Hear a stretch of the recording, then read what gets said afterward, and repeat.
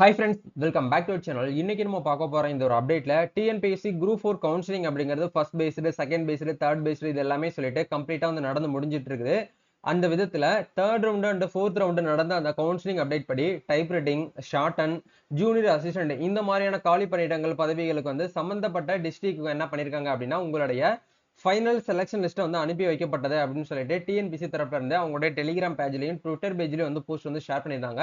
இதை கண்டிப்பா எல்லாருமே வந்து பார்த்திருப்பீங்கன்னு நினைக்கிறேன். நீங்க எந்த மாவட்டத்தை வந்து செலக்ட் பண்ணியிருந்தீங்களோ அந்த மாவட்டத்துக்கு வந்து வில்லிங் லெட்டர் வந்து எப்படி வந்து நம்ம ரைட் பண்றது, எந்தெந்த மாவட்டத்துக்கு வந்து உங்க செலக்ஷன் லிஸ்ட் வந்து ஃபார்வர்ட் பண்ணிருக்காங்க, நீங்க நெக்ஸ்ட் வந்து செய்ய வேண்டிய ப்ரொசீஜர் வந்து என்ன அப்படிங்கறத பத்தி இந்த வீடியோல வந்து பார்க்க போறோம்.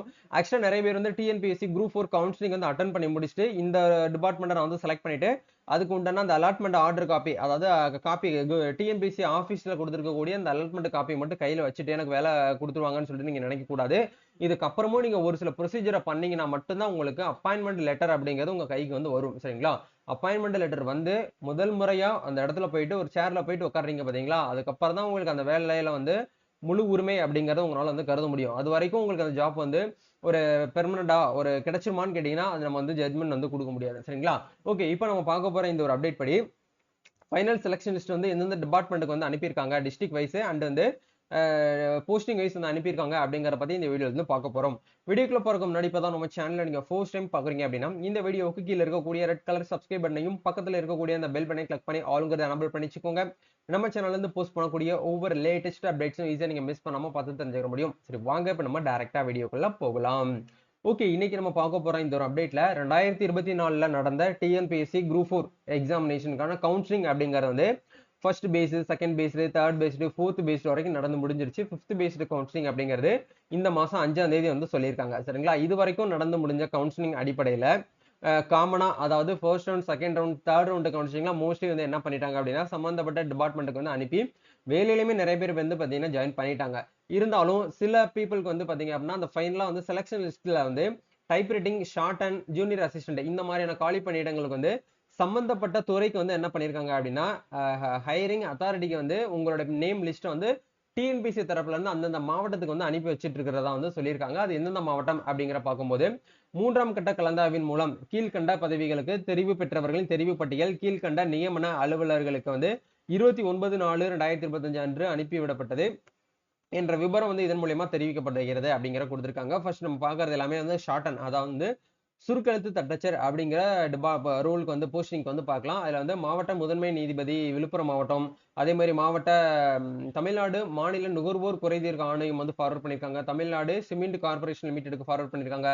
ரெவென்யூ டிபார்ட்மெண்ட்ல வந்து கள்ளக்குறிச்சி, ராமநாதபுரம், ராணிப்பேட்டை, திருவாரூர், அதே மாதிரி வந்து மாவட்ட முதன்மை நீதிபதி வந்து சிவகங்கை மாவட்டம், தஞ்சாவூர் மாவட்டம், ரெஜிஸ்ட்ரேஷன் டிபார்ட்மெண்ட், எழுதுபொருள் மற்றும் அச்சுத்துறை, இந்து சமய அறநிலைத்துறை, தமிழ்நாடு காவல்துறை, மாநில அரசு உரிமையியல் வழக்கறிஞர், மாவட்ட முதன்மை நீதிபதி மயிலாடுதுறை, சோசியல் வெல்ஃபேர் டிபார்ட்மெண்ட்ல இருந்து மகளிர் நலன் மற்றும் சமூக நலன் மற்றும் மகளிர் மேம்பாட்டு துறைக்கு வந்து ஃபார்வர்ட் பண்ணியிருக்காங்க.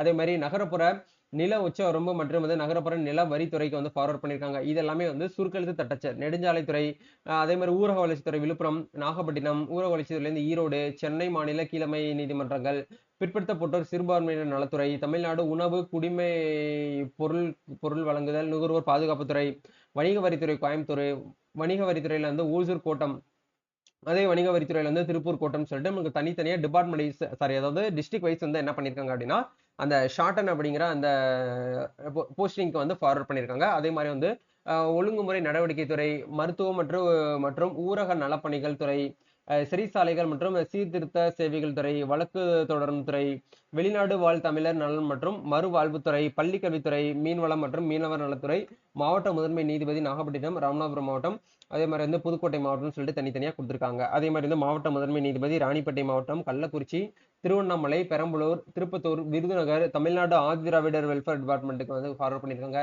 அதே மாதிரி தமிழ்நாடு மகளிர் மேம்பாட்டு கழகத்துக்கு ஃபார்வர்ட் பண்ணியிருக்காங்க. பேரூராட்சிகள் இயக்கம், தமிழ்நாடு விளையாட்டு மேம்பாட்டு ஆணையம், இது எல்லாத்துக்குமே என்ன பண்ணியிருக்காங்க அப்படின்னா ஷார்டன் அந்த போஸ்டிங்க்கு வந்து நம்மளுக்கான ஃபைனல் செலக்ஷன் லிஸ்ட் வந்து செலக்ட் பண்ணியிருக்காங்க, அதாவது ரிலீஸ் பண்ணியிருக்காங்க, ஃபார்வர்ட் பண்ணியிருக்காங்க. இப்போ எக்ஸாம்பிளுக்கு நீங்க வந்து மாவட்ட முதன்மை நீதிபதி திருப்பத்தூர் மாவட்டத்தை நீங்க வந்து செலக்ட் பண்ணிருக்கீங்கன்னு வச்சுக்கோங்களேன். உங்களோட நேம் லிஸ்ட் எல்லாமே வந்து அந்த மாவட்டத்தில் இருக்கக்கூடிய ஹையரிங் அத்தாரிட்டி நியமன அலுவலருக்கு வந்து ஃபார்வர்ட் ஆயிருக்கும். அவங்க என்ன பண்ணுவாங்க அப்படின்னா ஒன்ஸ் வந்து யாரோட பேர்லாம் வந்திருக்கோ அதை எல்லாமே ரீகலெக்ட் பண்ணி அவங்க வந்து உங்க வீட்டுக்கு வந்து இன்டிமேஷன் லெட்டர் அப்படிங்கறத அனுப்பி வைப்பாங்க சரிங்களா. அதே மாதிரி நம்ம வந்து டைப் ரைட்டிங்க்கும் நம்ம வந்து பார்க்கலாம். அதாவது தட்டச்சர் அப்படிங்கிற போஸ்ட் வந்து இந்து சமய அறநிலைத்துறை, சென்னை சார்நிலை நீதிமன்றம், தமிழ்நாடு மகளிர் மேம்பாட்டு கழகம், பொருளாதார சுகாதாரம் மற்றும் தடுப்பு மருத்துவத்துறை, எழுதுபொருள் அச்சு மற்றும் அச்சுத்துறை, கருவூலம் ட்ரெஷரி, முன்னாள் படை வீரர் நல அலுவலகம், மீன் வளம் மற்றும் மீனவர் நலத்துறை, கூட்டுறவுத்துறை, புவியியல் மற்றும் சுங்கவரித்துறை, இந்த மாதிரி ஒவ்வொரு டிபார்ட்மெண்ட் வைஸா வந்து என்ன பண்ணிருக்காங்க அப்படின்னா வந்து தட்டச்சர் அப்படிங்கிற பதவிகளுக்கு வந்து ஃபார்வர்ட் வந்து பண்ணிருக்காங்க.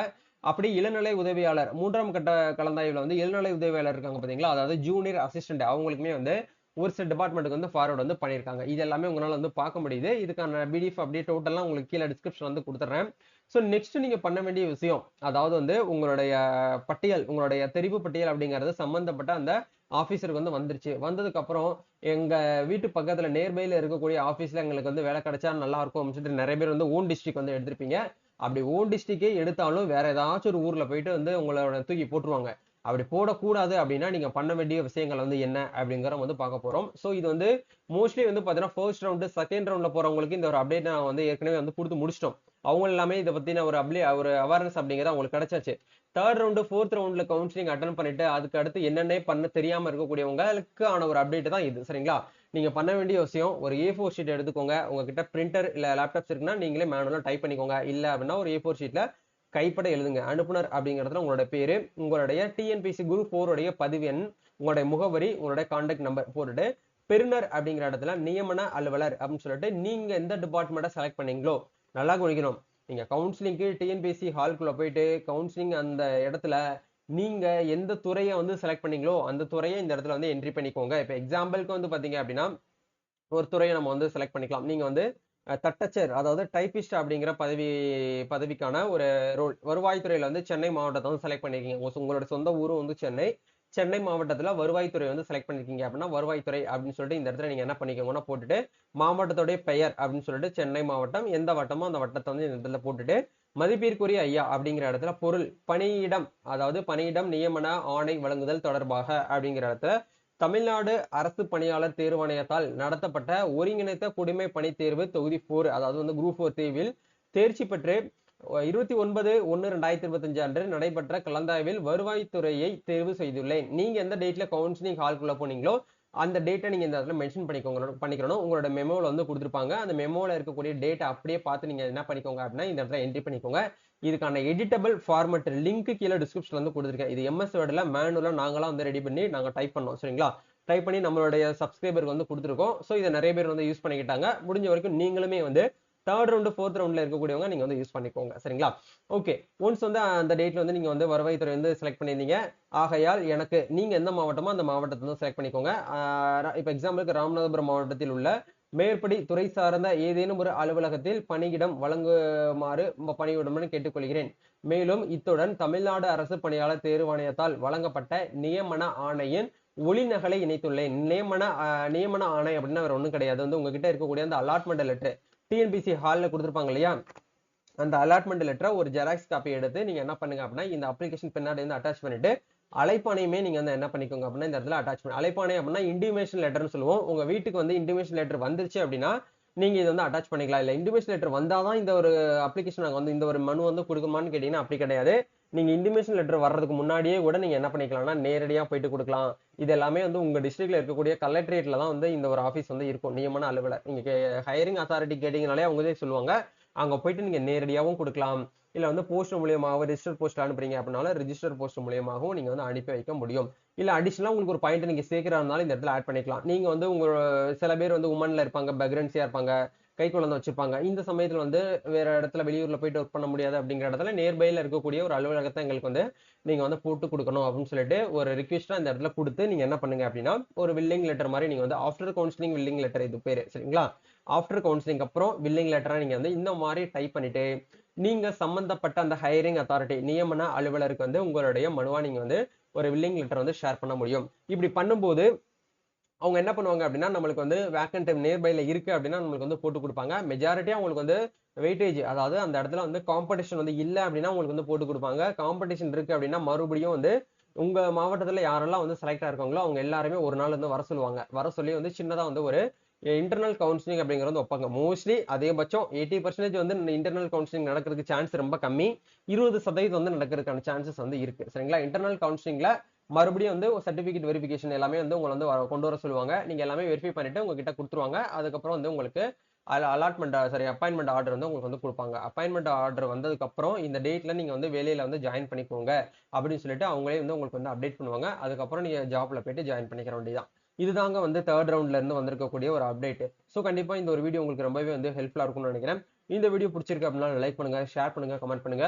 நம்ம நெக்ஸ்ட் ஒரு அப்டேட்ல மீட் பண்ணுவோம். டிஎன்பிஎஸ்சி குரூப் 4 கவுன்சிலிங் சம்பந்தமா என்ன அப்டேட்னாலும் வந்து எப்போ வேணாலும் எங்களை வந்து கான்டாக்ட் பண்ணுங்க. எங்கனால முடிஞ்ச ஒரு சப்போர்ட் உங்களுக்கு வந்து கொடுப்போம். நம்ம நெக்ஸ்ட் ஒரு அப்டேட்ல மீட் பண்ணுவோம். Thank you. All the best. God bless you.